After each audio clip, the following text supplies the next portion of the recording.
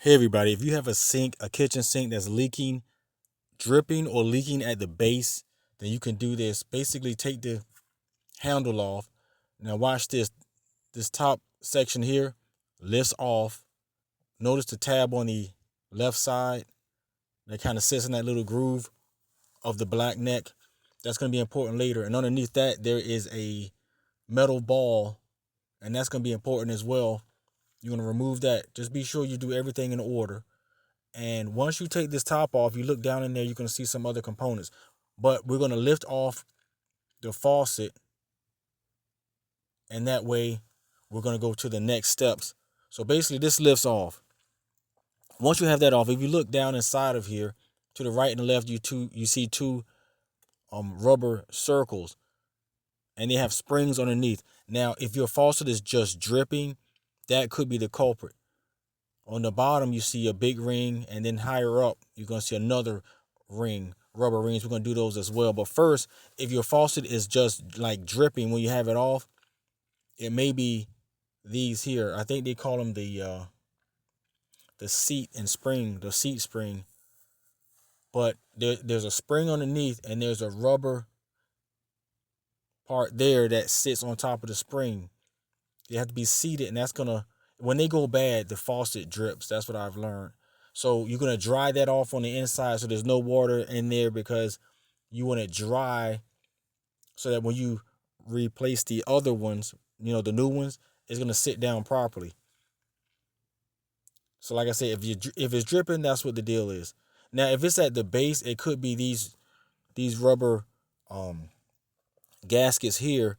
So take the bottom one off first so it won't slip into the groove of the top one.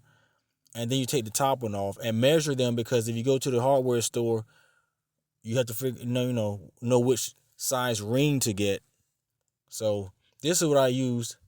I got silicone grease for the rubber components. Supposedly it makes them last longer because you don't have as much friction and things of that nature when you turn the faucet on and twist it and everything like that. Supposedly it helps in that regard. So I got the silicone grease, and then I got what I was just showing you. You see the seat and springs? I got this baby here. I just replaced everything because I didn't know I know it was leaking from the bottom, but I figured it's an old faucet. Let me redo everything, because a new faucet was like, I don't know, $80. So I figured let me spend 25 and just fix the whole thing. Again, measure your gaskets because they come in packs with multiple sizes, some of them. So I dried it off. I got the water out, put the new ones in, and here go the rings. Put the grease on the rings is what I did. I put the grease on the rings, threw those on. Nice and lubricated. Everything's good to go. Remember that little groove right there. That's important,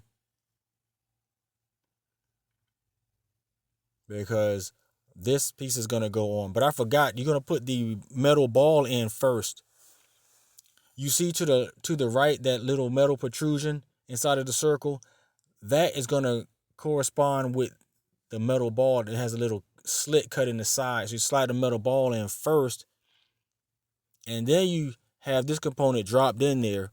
You may have to hold it and compress it so that that tab sits down in that groove there like that when you put the top back on.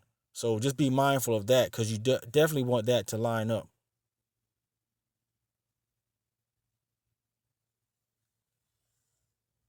You see, and then you can drop your cover on like so. You're going to hold it in place, and then there you go. Now that little hole there, that holds a screw. Could be an Allen wrench that you need, or a small screwdriver. And typically there's a little plastic button or tab that's in there, and that's how you take the handle off initially.